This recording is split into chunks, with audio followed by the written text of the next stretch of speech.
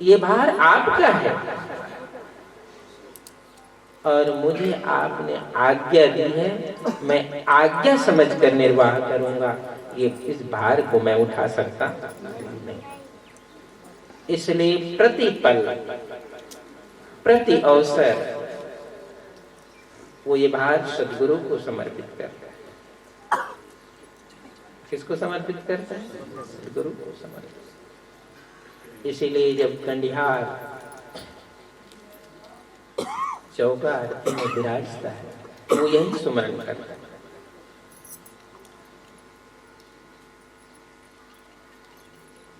हे सद्गुरु, ये जो जीव को पार लगाने की जो विधा आपने दी है, ये बहुत वजन है, ये बहुत वजन है और काल बड़ा अपरबल है। काल बड़ा अपरबल है, उसका पार पाया नहीं जा सकता। इसलिए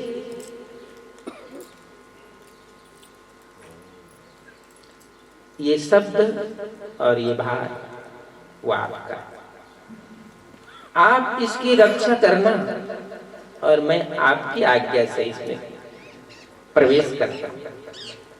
ये कंडिहार सद्गुरु को समर्पित कर देता, भार अपने सिर उतारता। ये भार सद्गुरु का है और सद्गुरु ही इस भार को उतार दे। ऐसा समझकर धर्मदास साहिब ने सद्गुरु की आज्ञा का निर्वाह किया। मैं भार उठा नहीं सकता, क्योंकि भार को उठाने के लिए जब भी मैं तैयारी करूंगा, ये अपर बल काल जो है मेरे मार्ग में आ जाएगा। और तो वो चाहता ही यह है, वो शक्ति ऐसी चाहती है कि ये मेरे मार्ग से, मेरे मुकाम से कोई भी जीव मुक्त न हो सके। इसलिए शब्द तुम्हारा और ये भार भी तुम्हारा है, आपका है। इस भार को आपको उतारना है। मैं तो आपकी आज्ञा को लेकर चलूंगा। आपने ये पंथ का राज दिया, पंथ का भार दिया, लेकिन ये भार आपका है, वचन आपका है और मैं तो केवल आज्ञा का निर्वाह करूं। कितनी बड़ी भक्ति है कि पंथ का राज मिला, वचन उपदेश मिला, लेकिन कभी भी उसने ये नहीं कहा कि मैं पंथ का राजा हूं। उसने कहा कि पंथ का भार तो सद्गुरु का है, मैं तो केवल आज्ञा का पालन करने वाला। और असंख्य जीवों को, असंख्य जिज्ञासुओं को उन्होंने इस मार्ग की भक्ति में लगाया, इस मार्ग का भेद बताया, इस मार्ग के रहस्य से इस जीव को अवगत कराया। और उन्होंने चारों तरफ 7 दीप 9 खंड, इस जम्बू द्वीप में, भारत भूमि को जम्बू द्वीप कहा जाता है, इस जम्बू द्वीप में सद्गुरु ने वो सत्य की डोर से साहेब की भक्ति की शुरुआत की। इस प्रकार कंडिहार अपनी धार को, अपनी तार को स्वयं में जोड़कर रखता है। कहते हैं वो काल बहुत प्रबल है, वो सब देखते हैं, वो काल बहुत प्रबल है। यह चौका है, चौका का विस्तार है। कंडिहार की सारी विधि वो देखता है, सारे विधान देखता है। लेकिन जो कंडिहार सद्गुरु के नाम को और उसके भार को आगे रखता है, तो उस ताकत से वो मुक्त हो जाता है, उस भार के ताकत से वो मुक्त हो जाता है।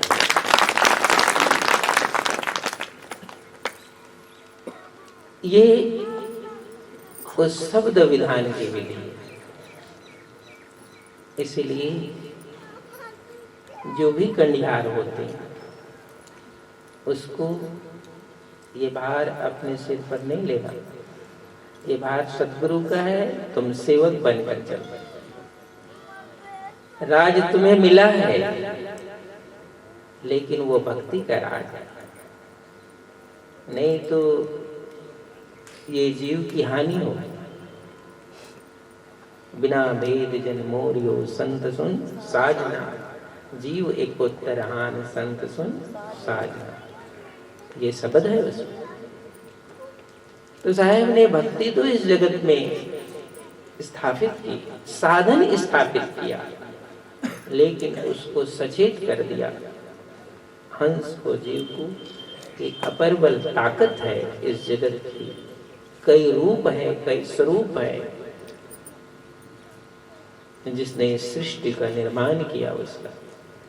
इसलिए मेरा जो हंस है वो इस विधि से ही, इस मार्ग से गया।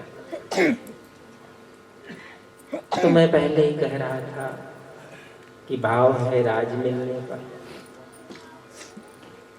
सबको राज मिलने का भाव रहता है, सम्मान मिलने का भाव रहता है, सब कुछ भाव रहता है, लेकिन भाव रहने भर से काम नहीं करता है। भाव को वहां तक पहुंचना चाहिए राज देने वाले का, जिसने राज दिया है तुम्हारा भाव वहां तक।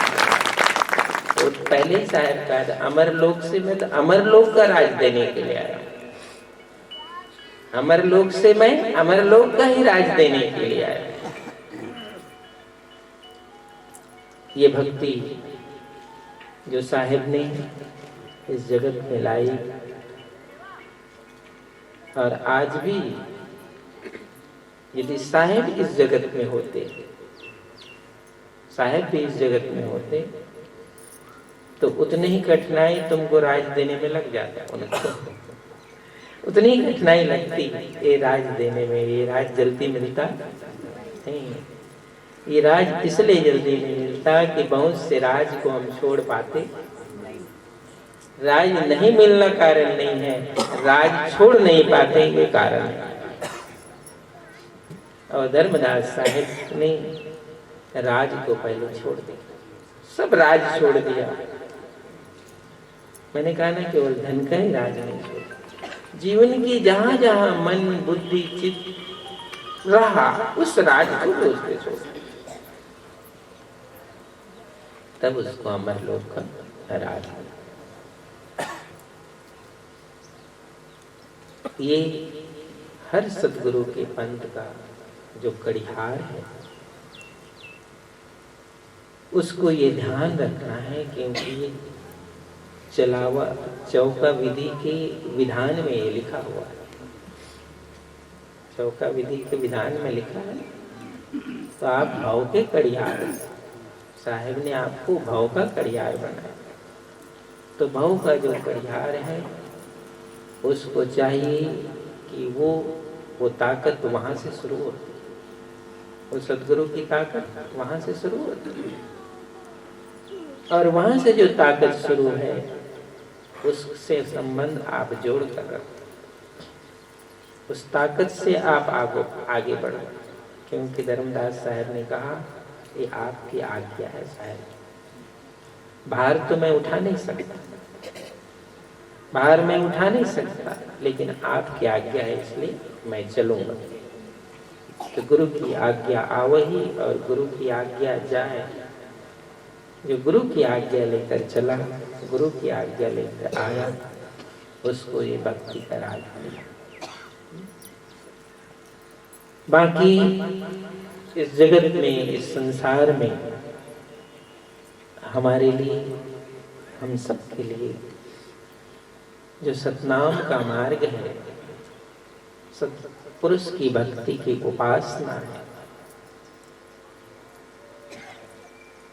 वह बहुत सरल नहीं है, वो बहुत कठिन है। वो इसलिए कठिन है कि हमारे चारों तरफ ऐसा घेरा बना हुआ है, ऐसा संशय का घेरा बना हुआ है कि जीव को संशय के घेरा से पार जाना है। और ऐसा ही पार नहीं जाना है, भक्ति के साधन को लेकर पार करना। उस भक्ति के साधन को आप पार लेकर जाते हो तो आप इस जगत के ऋण से मुक्त होते हो। ऋण होते, जगत का ऋण बचता नहीं। कल जीवन साहब बता रहे हैं, कुछ लेते हो किसी के समय, किसी के पास से, लेकिन देना तुम भूल जाते हो, देना आप भूल जाते हो। ये बंधन है, ये भक्ति के मार्ग का भी बंधन है और व्यवहार के मार्ग का भी बंधन है। इसीलिए साहब ने कहा था, रूखा सूखा खाई के, ठंडा पानी पियो, और देख पड़ाई चोपड़ी, मत ललचाओ। लालच मत करो, लालच करते ही भक्ति के ऊपर तुम्हारी ये लालच बैठ जाती है और तुम्हें कभी वो आगे बढ़ने नहीं देती। भार उतार आप सिर ले। साहेब, इस भार को तो उतारने के लिए हम आपके शरण में आए, तो भार तो तुम चढ़ा चढ़ा कर रखते, भार आप चढ़ा चढ़ा कर रखते। ये क्यों कहा था साहब ने, क्यों उपदेश दिया था अपने शिष्य? देख पढ़ाई चौपड़ी, दूसरे की चीजों को देखकर लालच मत कर, क्योंकि लालच की गठरी बड़ी हो जाएगी, ये वजन हो जाएगी और तुम उसको उतार सकेगा? भक्ति तो गई छोड़ और वो गठरी ऊपर से लग गई, वो गठरी ऊपर से लग गई। अब वो गठरी उतरती नहीं है, भक्ति तो पता नहीं कहाँ चली। तो ये व्यवहारिक उपदेश भी है और ये हमारे भक्ति के मार्ग का रहस्य है। क्योंकि मैंने कहा था ना, सारा आयोजन आप करते हो, उस राज को पाने का सारा आयोजन होता है, लेकिन वो सद्गुरु देखता है राज किसको मिलना है। तुम्हारे आयोजन करने से कुछ नहीं होता, वो तो सद्गुरु देखता है कि भक्ति का राज किसको मिलना है। उसकी पात्रता चाहिए, उसकी पात्रता में लालच नहीं, उसकी पात्रता में मोह नहीं, उसकी पात्रता में गुणाभाग नहीं। भक्ति की पात्रता में सहज और सरल मार्ग है। जितना सरल और सहज मार्ग होता है, भक्ति उतना ही सुकून देती है, उतना ही आनंद को देती है। इसलिए साहब ने कहा था, ये भक्ति मार्ग कठिन है धर्मराज, तो सुमरन साधन करना ही कठिन है, उसका सारा आयोजन भी कठिन है, जीवन का सारा आयोजन कठिन है। हम कैसे चलते हैं, कैसे उठते हैं, कैसे बैठते हैं, कैसे व्यवहार करते हैं, ये सब भक्ति के तार से जुड़े हुए हैं। क्योंकि ये निर्द्वंद्व भक्ति चाहिए, निर्द्वंद्व मार्ग चाहिए, उसमें कोई द्वंद्व नहीं होना चाहिए। जो नाम का साधन है, नाम का सुमरन है, वो निर्द्वंद्व अवस्था है, कोई द्वंद्व की अवस्था नहीं चाहिए। इसलिए हम सद्गुरु के राज चाहते हैं, सद्गुरु राज देना चाहते हैं, लेकिन ये पात्रता है, ये पात्रता है। और इस पात्रता से ही साहेब तो अमृत तेरी कूड़िया बहुविध दिन्नी खोल, आप सरीखा जो मिले ताए पिलाओ को। साहेब कहते हैं, ये तो अमृत की कूड़िया है मेरे पास,